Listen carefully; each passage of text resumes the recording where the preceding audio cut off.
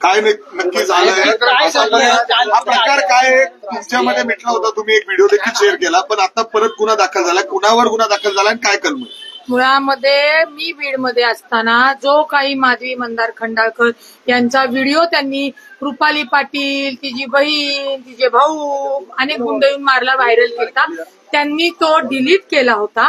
तो डिलीट केल्यानंतर ज्या काही माधवी खंडाळकर, तिचे बंधू आणि माझी बहीण प्रिया सूर्यवंशी हे दोघंही या खडक पोलीस स्टेशनमध्ये होते.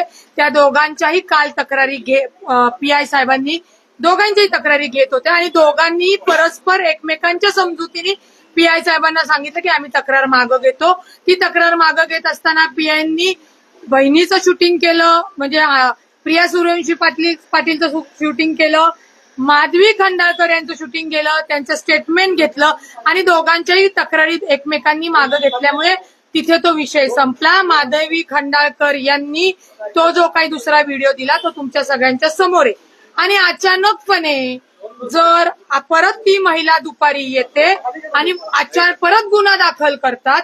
आता मला वाटलं जर परत गुन्हा दाखल केला असेल आणि जर त्याच्यामध्ये माझं नाव आहे असंच मला मीडियाचे जे आमचे सहकारी बंधू बाईट घेत होते त्यांनी सांगितलं रुपाली 4 जणांवर अटक, गुन्हा दाखल, म्हणून मी स्वतःला अटक करून घ्यायला आले की मला तुम्ही अटक करा, कळू द्या तर ना की कशासाठी आणि किती कायद्याचा हा पोरखेळ लावलेला आहे. एक व्यक्ती महिला मारलं स्वतःचाच तो लाल चेहऱ्याला चेहरा ते प्रक्त होतं का कुंकू होतं का पाणी होतं, आता ते तपासात सगळं बाहेर येईल. यावर कोणाचा दबाव आहे असं वाटतं का? कारण काल तक्रार घेतली नाही, काल दाखल केला नाही, तुमच्यावर दाखल आहे का? माझ्यावर गुन्हा दाखल नाहीये, पण माझ्यावर त्यांनी गुन्हा दाखल करावा.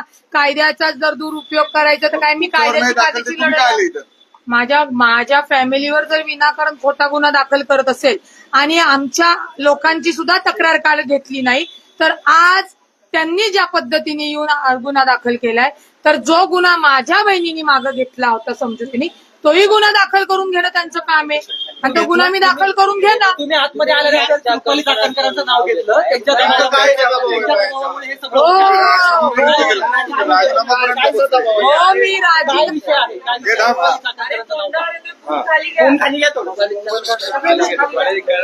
रुपाली चाकणकरांनीच माधवी मंदार खंडाळकरचं प्रकरण घडवून आणलेलं आहे.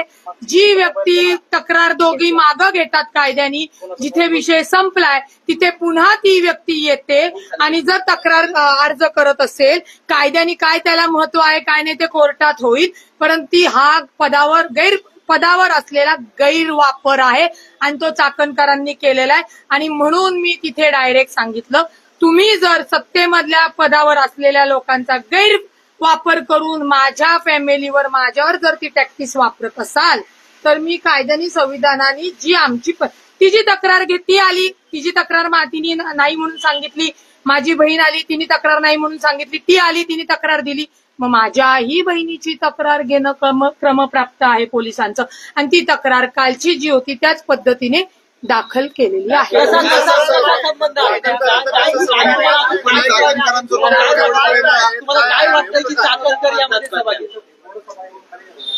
मी हो माझ्याच पक्षात आणि त्याच्याही हो तेच सांगतेय. राज्य महिला आयोग रुपाली चाकणकर 2019ला राष्ट्रवादी काँग्रेस पक्षाच्या शहर अध्यक्षा होत्या.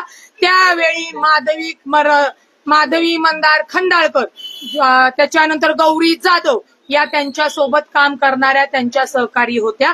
हे जे त्यांचे महिलांना त्रास देणं, खोट्या व्हिडिओ तयार करणं, ह्या सगळ्या मॅन्युप्लेट करण्याच्या ज्या काही गोष्टी आहेत या चाकणकर खूप शिफारशीने करताना दिसले मला. आत्ताच्या ह्याच्यात विथ पुराव्यासह त्या सापडल्या.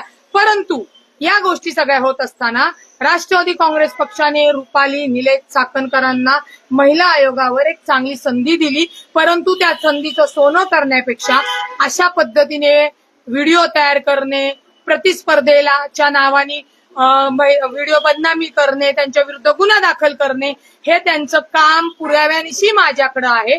ते जरी असलं तरी आतापर्यंत त्यांनी ज्यांच्यावर काही या गोष्टी केल्या त्यांना कुठलाही लढा दिला नाही. त्यांची काही मजबुरी असेल, फायनान्शियल असेल, कौटुंबिक असेल जबाबदारी किंवा हा मानसिक त्रास सहन त्यांना होत नसेल, परंतु रुपाली पाटील ठोंबरेवर जर आता पुन्हा तिच्या घरच्यांवर हे गुन्हे दाखल करणार असेल तर चाकणकरांवर सुद्धा येणाऱ्या काळामध्ये हे गुन्हे दाखल झालेले तुम्हाला दिसतील. आणि मला रागच एवढा होता की ज्या पक्षात मी आहे, ज्याच्याशी माझ्या कुटुंबाचा संबंध नाही, आणि चाकणकर त्यांच्यावर जे काही त्यांनी आयोगाचे अध्यक्ष असताना पीडितेवर केलेलं चारित्र्यहनन असेल, हगवणे कुटुंबात त्यांच्यावर जे तक्रारी झाल्या त्याचाही ब्लेम जर त्याचाही राग तो पक्षातल्या व्यक्तीवर, काम करणाऱ्या व्यक्तीवर जर काढत असतील तर मला वाटतं रुपाली चाकणकरांना रुपाली पाटील ठोंबरे अशा गोष्टीला भीक घालत नाही. त्यामुळे आता त्यांनी हे सुरू केलेलं वॉर हे संपवणार रुपाली पाटील ठोंबरे. मी याच्या आधी केल्यात, एक लक्षात घ्या, तक्रारी म्हणजे माझी नव्हती, इतर महिलांनी केलेल्या. मी कायदेशीर गुन्हे दाखल करते ना, माझ्याकडे आहे ना. दादा लक्ष देतात. आता निर्णय घेण्याची वेळ प्रदेश अध्यक्ष जे आहेत सुनील तटकरे साहेब, आता ही जी काही माझी ही घडामोडी ही काय मी अजून पक्षापर्यंत पोहोचवलेली नाहीये, परंतु ज्या महिलांना आतापर्यंत त्रास देण्यात आलेला आहे त्यांच्या सगळ्या तक्रारी तिथं गेलेल्या आहेत. आता त्यांनी दखल घ्यावी म्हणून माझी नाही.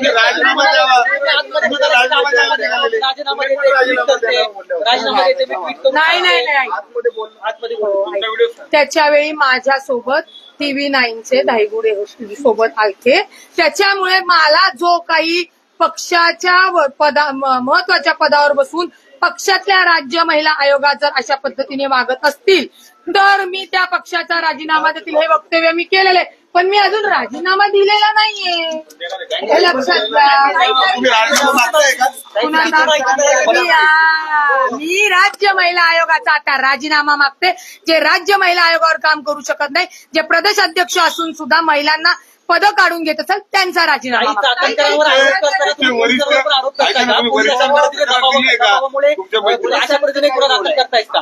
एक लक्षात घ्या, पुन्हा सांगते, ही घटना घडल्यानंतर तो व्हिडिओ आला, मी बीडमध्ये होते. ती जी घटना काय होती की रुपाली पाटील आणि तिच्या भगिनी, मावशी, आत्या, काका, मामा, आजी सगळे येऊन मला मारतात. मी इथे होते का? तर मी नव्हते. इथंच पहिल्यांदा त्यांचं खोटं पकडलं गेलं. चाकणकर खंडाळकराला सांगायला विसरले असतील की रुपाली पाटील ठोंबरे पुण्यात नाहीये, तू हे उद्या कर. त्याच्यामुळे तो डाव फसला. तो फसल्यानंतर तिच्या फॅमिलीतले म्हणजे मंदार खंडाळकर यांच्या फॅमिलीतले रणधीर हे सगळी फॅमिली आली आणि त्यांनी मी काल नसताना इथे दोन्ही परिवारांनी परस्पराच्या संमतीने कोणाचाही दबाव नसताना गुन्हा मागं घ्यायचं म्हणून ठरवलं.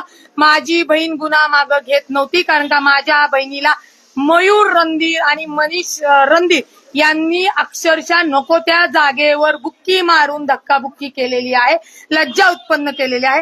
मी तिथनं माझ्या बहिणीला या खंडाळकरांच्या फॅमिलीवरनं सांगितलं की झालेला विषय ती मागं घेतेय, तूही मागं घे, मी पुण्यात आल्यावर हा विषय बघते. विषय हा संपल्यानंतर आज पुन्हा मला वाटतं माधवी मंदार खंडाळकर आल्या आणि त्यांनी काय आता ती सूत्र कुठं हल्ली ती मी आता शोधून काढते. माझ्या चिडण्याचं कारण तेच होतं. पण हे पोलीस का सहभागी होत वाटतंय का? रुपाली चाकणकरांनी दबाव टाकल्याशिवाय आत्ताची संपलेलं प्रकरण परत फिर्याद घ्यायचं म्हणजे संशयास्पद आहे. सोडून द्या, मी राजकारणी म्हणून एक वकील म्हणून विचारते की ज्या तुमची आणि माझी तक्रार जर मिटलेली आहे. असं का करतायत? वरिष्ठांना तक्रार दिली का तुम्ही? मी आता वरिष्ठांना तक्रार देणार आणि त्या अन्याय नाही करते. चाकणकर जळतायत, त्यांना कामाने सिद्ध होता येत नाही.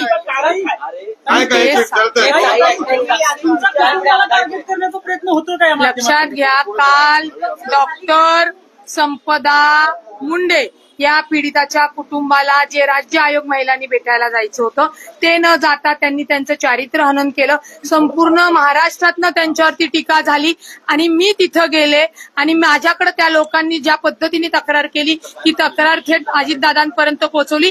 याचा प्रचंड राग चाकणकरांना आलेला आहे आणि मग त्यांनी दाखवलं, कारण का त्यांचं याच्या आधीचं स्टेटमेंट आहे की मी याची विकेट काढली, मी त्याची विकेट काढली, आता मी यांची काढते. तर त्यांना मला तुमच्या माध्यमातून सांगायचं, विकेट काढणं एवढं सोपं नाही चाकणकर बाई. आता थेट गाठ तुमची माझ्याशी आहे. मी इतके दिवस बोलले नव्हते, सुरुवात तुम्ही केलीये, याचा शेवट रुपाली काय पाटील मागणी आहे तुमची? काय नाही, माझी तर त्यांची राजीनाम्याची मागणी आहे, ती आहेच आहे. आणि माझी बदनामी केली, माझ्या कुटुंबाची जी काही बदनामी केली त्याच्याविषयीची कायदेशीर लढा किंवा जी तक्रार करायची ना ती मी पुढे आता करेल.